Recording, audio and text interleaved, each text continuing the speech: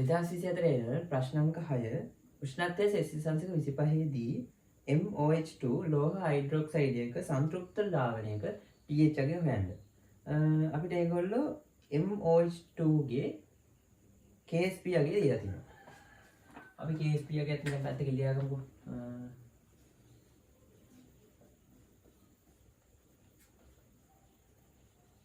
හතර වැඩි කිරීම 10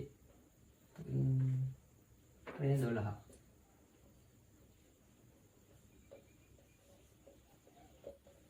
මේ විදිහට දීලා තියෙනවා. හරි. එතකොට මෙතනදී අයනික ගුණිතය ගන්නකොට මෙන්න මේ MOH2 කියන එක කියනවා කැඩෙනවා. මෙයා සමතුලිතයක් හදා ගන්නවා. හයිඩ්‍රොක්සයිඩ් දෙකක් තියෙනවනේ. එහෙනම් මෙතන M2+ වෙන්න ඕනේ.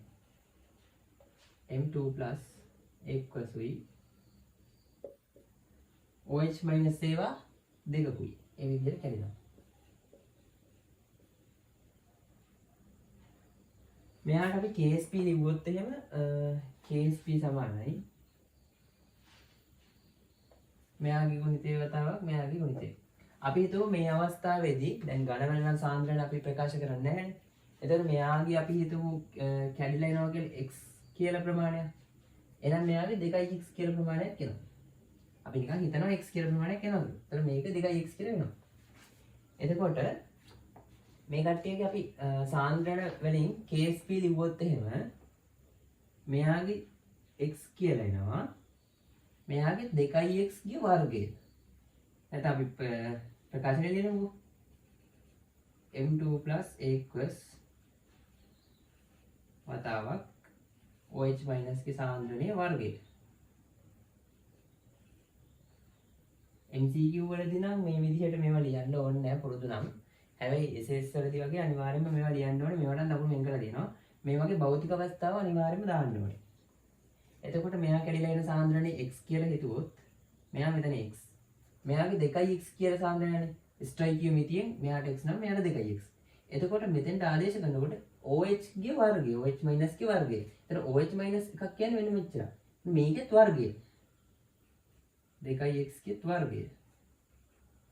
එතකොට මේක සමාන වෙනවා KSP ට. KSP යගේ ඒගොල්ලෝ දීලා තියෙනවා 4 වැඩි කිරීම 10 ඍණ 12යි කියලා. එතකොට මේ පැත්ත සුළු කරාම එනවා 4 වරක් 10 ඍණ 12 සමානයි 2 වර්ගය 4යි x වර්ගය ආයේ x කින් ගුණනවා නම් x ඝනයක් කෙරෙනවා. මේ විදිහට එනවා. ඊට පස්සේ මේක 4ෙන් බෙදලා ගත්තොත් එහෙම එක වැඩි කිරීම 10 ඍණ 12ක් කියලා එනවා. x ගේ ඝනය. එතකොට මේකෙන් x ගන්න පුළුවන් එක වැඩි කිරීම 10 ඍණ 4ක් කියලා. මවුල ගන්න ඩෙසිමීටරයට ඒකකයි. හරි. මේ x අගය හොයාගත්තේ. x අගය හොයාගත්තා කියන්නේ මෙන්න මේක. එතකොට මේ හයිඩ්‍රොක්සයිඩ් සාන්ද්‍රණය ගත්තොත් එහෙම හයිඩ්‍රොක්සයිඩ් තියෙනවා 2x කියලා සාන්ද්‍රණයක්. හයිඩ්‍රොක්සයිඩ් 2x කියලා සාන්ද්‍රණයක් තියෙනවා. එතකොට එහෙනම් හයිඩ්‍රොක්සයිඩ් සාන්ද්‍රණය මෙතන තියෙනවා 2 වැඩි කිරීම 10 ඍණ 4ක් කියලා. හරි. ඊට පස්සේ pH අගය හොයන්න තමයි තියෙන්නේ. pH අගය හොයනකොට දැන් මෙතනදී අපි හොයාගෙන තියෙන්නේ OH- සාන්ද්‍රණය. එහෙම නැත්නම් බෂ්මයක සාන්ද්‍රණයක් තමයි හොයාගෙන තියෙන්නේ. එතකොට අපි බෂ්මයක සාන්ද්‍රණයක් හොයාගත්තාම හොයාගන්න වෙන්නේ මුලින්ම pOH අගයනේ. එතකොට pOH අගය මෙතනදී අපි ගන්න පුළුවන් අපේ සමීකරණයට දාලා. pOH සමානයි ඍණ ලඝු OH- සාන්ද්‍රණය. මේ විදිහට සමීකරණයට දාගන්න පුළුවන්.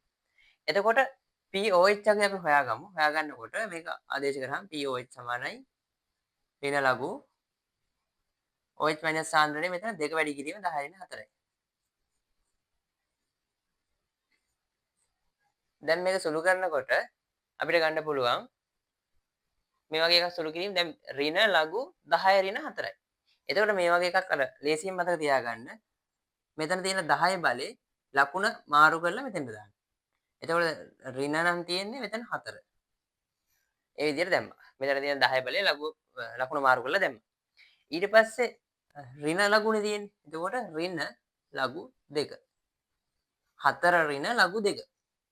ඔය විදිහට ගත්තා. මෙතනදී ලඝු 2 වගේ ඉලක්කම් ටික පුළුවන් නම් මතක තියාගන්න ඕන. හොඳයි. මේ වගේ දේවල් පාවිච්චි කරලා ඒ සිප්පතෙන් බලනවට වඩා. ලඝු 2 ගත්තොත් එහෙම 0.3.1.0. එතකොට මෙතනින් ගන්න පුළුවන් 4 ඍණ 0.3.1 කියලා ගන්න පුළුවන්. මේ ඇවිල්ලා POH අගය. එතකොට අපි දන්නවා සෙල්සියස් අංශක 25 දී සෙල්සියස් අංශක 25 දී pH අගයයි POH අගයයි එකතුව 14ට සමානයි කියලා දන්නවා. එහෙනම් මෙතනදී pH අගය ගන්නකොට 14 ඍණ POH අගය. POH අගයට මේක කෙලින්ම ආදේශ කරගත්තොත් ඍණ 4 ඍණයි ඍණයි ධන වෙනවා. දැන් මෙතනදී මේ විදිහට ඍණ 4 ඍණ 0.3.1 කියලා නෙන්නේ. එතකොට ඍණයි මෙතනට ඍණ ඍණයි ධන වෙනවා. ඒතර 14 ඍණ 4 ධන 0.3.1 10.3.1. එතකොට උත්තර වල 10.3.1 කියලා නැහැ. ආසන්න විදියට 10යි කියලා දීලා තියෙනවා. එතකොට උත්තර අංකය 4 තමයි ගන්න වෙන්නේ.